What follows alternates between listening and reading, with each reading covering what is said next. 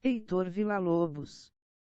Heitor Villa-Lobos, Rio de Janeiro, 5 de março de 1887. Rio de Janeiro, 17 de novembro de 1959.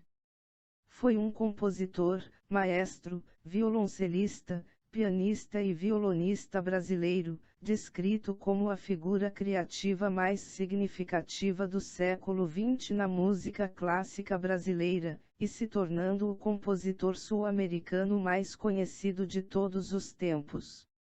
Compositor prolífico, escreveu numerosas obras orquestrais, de câmara, instrumentais e vocais, totalizando mais de 2.000 obras até sua morte, em 1959.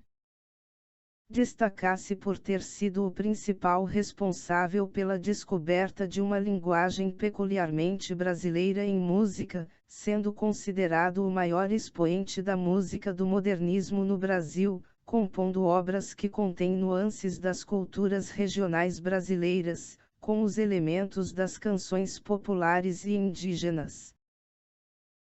Suas composições foram influenciadas tanto pela música folclórica brasileira, quanto por elementos estilísticos da tradição clássica europeia, como exemplificado por suas baquianas brasileiras. Suas etudes para violão, 1929, foram dedicados a Andrés Segovia, enquanto seus 5 prelúdios, 1940, foram dedicados à sua esposa Arminda Neves de Almeida, também conhecida como Mindinha. Ambas são obras importantes no repertório violonístico. Sua data de nascimento é celebrada, no Brasil, como Dia Nacional da Música Clássica. Em 2011 seu nome foi inscrito no Livro de Aço dos Heróis Nacionais depositado no Panteão da Pátria e da Liberdade. Tancredo Neves. Biografia. Filho de Noêmia Monteiro Villa-Lobos e Raul Villa-Lobos, que era filho de imigrantes espanhóis, Heitor foi desde cedo incentivado aos estudos, pois sua mãe queria vê-lo médico. No entanto, Raul Villa-Lobos, pai do compositor, funcionário da Biblioteca Nacional e músico amador, deu-lhe instrução musical e adaptou uma viola para que o pequeno Heitor iniciasse seus estudos de violoncelo. Aos 13 anos, órfão de pai, Villa-Lobos passou a tocar violoncelo em teatros, cafés e bailes. Paralelamente, interessou-se pela intensa musicalidade dos chorões, representantes da melhor música popular do Rio de Janeiro, e, neste contexto, desenvolveu-se também no violão. De temperamento inquieto, empreendeu desde cedo escapadas pelo interior do Brasil, primeiras etapas de um processo de absorção de todo o universo musical brasileiro. Em 1913 Villa-Lobos casou-se com a pianista Lucília Guimarães, indo viver no Rio de Janeiro. Em 1922 Villa-Lobos participou da Semana da Arte Moderna, no Teatro Municipal de São Paulo. No ano seguinte embarcou para a Europa, regressando ao Brasil em 1924. Viajou novamente para a Europa em 1927, financiado pelo milionário carioca Carlos Gimli. Desta segunda viagem, retornou em 1930, quando realizou turnê por 66 cidades. Realizou também, nesse mesmo ano, a Cruzada do Canto Orfeônico no Rio de Janeiro. Seu casamento com Lucília terminou na década de 1930. Depois de operar-se de câncer em 1948, casou-se com Arminda Neves de Almeida, a Mindinha, uma ex-aluna, que depois de sua morte se encarregou da divulgação de uma obra monumental. O impacto internacional dessa obra fez-se sentir especialmente na França e Estados Unidos, como se verifica pelo editorial que o The New York Times dedicou-lhe no dia seguinte à sua morte. Em 1936, Aos 49 anos de idade, Villa-Lobos deixou a sua esposa e teve um relacionamento amoroso com Arminda Neves de Almeida, que o acompanhou até os seus últimos dias. Arminda, em certo momento, mudou o seu sobrenome para Villa-Lobos, apesar de Villa-Lobos nunca ter se divorciado oficialmente da sua primeira esposa. Após a morte de Villa-Lobos, Arminda se tornou diretora do Museu de Villa-Lobos em 1960, até a sua morte em 1985. Depois de 1937, durante o Estado Novo, período em qual Vargas tomou poder por decreto, Villa-Lobos continuou com a produção de obras patrióticas visando a grande massa brasileira. O Dia da Independência, celebrado no dia 7 de setembro de 1939, contou com um coral de 30.000 crianças cantando o hino nacional e outras peças trabalhadas por Villa-Lobos.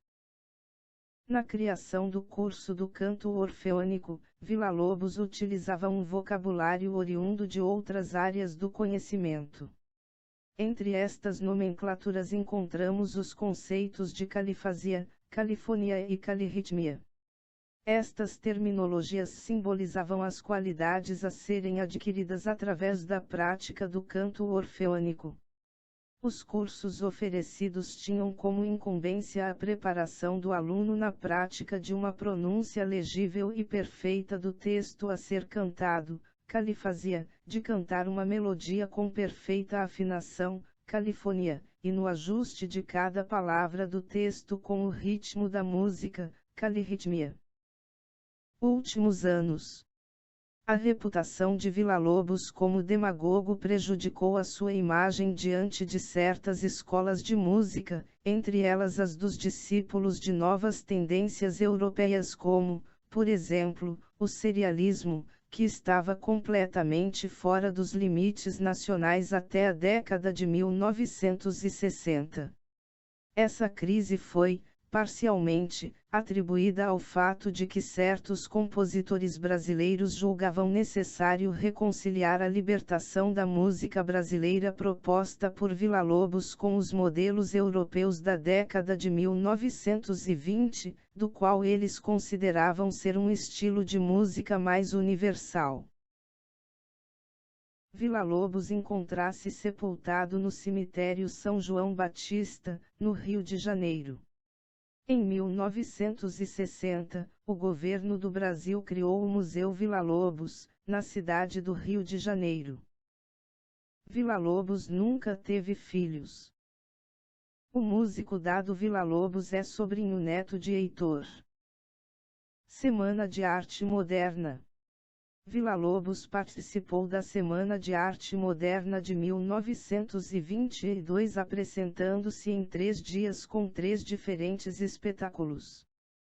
Mostrou ao público paulista as seguintes obras: no dia 13, a segunda sonata, o segundo trio e a valsa mística, simples coletânea, o rondante, simples coletânea, a fiandeira e danças africanas. No dia 15, o ginete do Pierrozinho, festim pagão, solidão, cascavel e terceiro quarteto. No dia 17, terceiro trio, historietas, A, Lune de Octobre, B, Voio à la vie, C, Givis sans retard, Carvit S. École la vie, segunda sonata, camponesa cantadeira, suíte floral. Num berço encantado, simples coletânea, dança infernal e quatuor, com coro feminino. Embora tenha sido um dos mais importantes nomes da música a apresentar-se na Semana de Arte Moderna, Villa-Lobos não foi o único compositor a ser interpretado. Também foram interpretadas obras de Debussy, por Guiomar Novaes, de Erik Satie, por Hernani Braga que também interpretou A Fiandeira, de Villa-Lobos.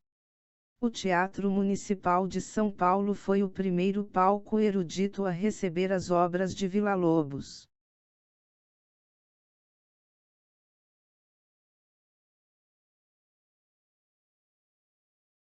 Amáveis ouvintes do Brasil, fala-lhes neste momento José Roberto Dias Leme, diretamente da área de recreação Anthony Wayne, no Parque Estadual Harriman em Bear Mountain, a 4 milhas aproximadamente do Bear Mountain, montanha que dá o nome a este local, no estado de Nova York, onde será apresentado um Twilight Concert, ou, traduzindo, um concerto do crepúsculo, do entardecer, no qual tomará parte hoje como convidado de honra o grande maestro brasileiro Heitor Villa-Lobos.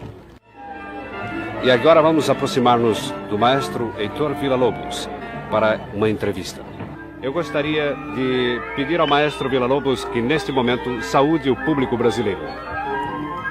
Eu tenho que saudar primeiro gente da minha terra, carioca, porque eles fazem no dia 14, eles vão festejar o cinquentenário do Teatro Municipal, sabe dizer, do mais bonito e o melhor teatro da América do Sul, que eu tenho gratas recordações porque fui eu que inaugurei esse teatro. De forma que o prazer que eu tenho em saudar esse momento, sobretudo porque o governo da capital me convida especialmente para eu e minha senhora estarmos presentes nos festejos desse cinquentenário. Eles fizeram uma medalha muito justa ao maior gênio da música de ópera das Américas, que é Carlos Gomes, e parece que eu sou contemplado com dessas medalhas. De forma que para mim é uma grande satisfação saudar os meus patrícios, não somente por esse acontecimento tão excepcional, como também pela razão pelo qual no Rio de Janeiro se dá importância à música como um traço de união entre os povos, traço de paz, de tranquilidade, de alegria, de felicidade. Muito bem, e o senhor dirigirá, ou regerá, melhor dito, as suas próprias obras? Esse ano, sim. Os outros anos eu tenho dirigido outras obras, mas esse ano eu fui solicitado só para festivais. Mas aqui eles vão levar outras obras minhas também, não regidas por mim, mas vão levar, como o Imperador Jones, lançado pelo Zé Limon, que para mim é o maior bailarino do mundo, né? E outras coisas mais que eles vão fazer aqui, e que infelizmente eu não estarei presente porque vou para o Brasil. E maestro, das peças de hoje, qual é que o senhor dá maior destaque? A de hoje? Bom, o destaque aqui é muito relativo. Destaque popular, saudoso, íntimo, patriótico, é o Choro 6. Artístico, original, é coisa, o Papagaio do Moleque. E a evocação da floresta brasileira, uns cânticos da floresta tropical que eu escrevi agora ultimamente, cuja cantora americana é de primeira ordem. A cantora é Eleanor Ross, soprano. É. E maestro, eu gostaria de lhe perguntar ainda o seguinte: a música Descobrimento do Brasil. Eu ouvi contar certa vez que foi composta originariamente para ser a partitura de um filme, é verdade isso? Não, ela foi solicitada pelo meu amigo Roquete Pinto para fazermos músicas sobre as cartas de Pero Vaz Caminha e, em colaboração com Mauro, nós imaginamos um filme, e esse filme foi feito. Porém, eu imaginei outra coisa, eu imaginei uma suíte histórica, musical, da origem do Brasil. Em outras palavras, esta então será a única suíte histórica sobre o Brasil, ou melhor dito, sobre a história do Brasil? Eu só vou executar a primeira suíte, elas são 4 suítes, é uma obra para um concerto. Eu só vou executar a primeira suíte, que é justamente o período quinhentista, né, de Portugal. É o período da formação das caravelas que vieram descobrir o Brasil. Maestro Villa-Lobos, o senhor poderia falar agora um pouco sobre a música americana? O senhor tem dirigido peças de compositores americanos aqui nos Estados Unidos? Tenho. Eu já dirigi ultimamente um concertino do Piston. Ótima música que eu pretendo incluir no meu repertório muito breve. E outras obras mais de outros americanos, sobretudo os jovens. Muito bem. E agora uma pergunta final, maestro Villa-Lobos. Eu já sei que o senhor está na hora, mas uma pergunta final. Nós gostaríamos de saber como vem a sua inspiração para compor. Esse negócio de vir inspiração não existe em mim. Eu nasci inspirado já. Ou eu faço a coisa, ou eu não, ou faço uma boa coisa, ou faço uma porcaria. Mas esse negócio de eu procurar inspiração, deixar crescer cabeleira para ter inspiração, beber, essa coisa, isso não existe em mim. Eu escrevo quando é preciso. Maestro Villa-Lobos, mais uma vez, muito grato pela sua preciosa colaboração e entrevista.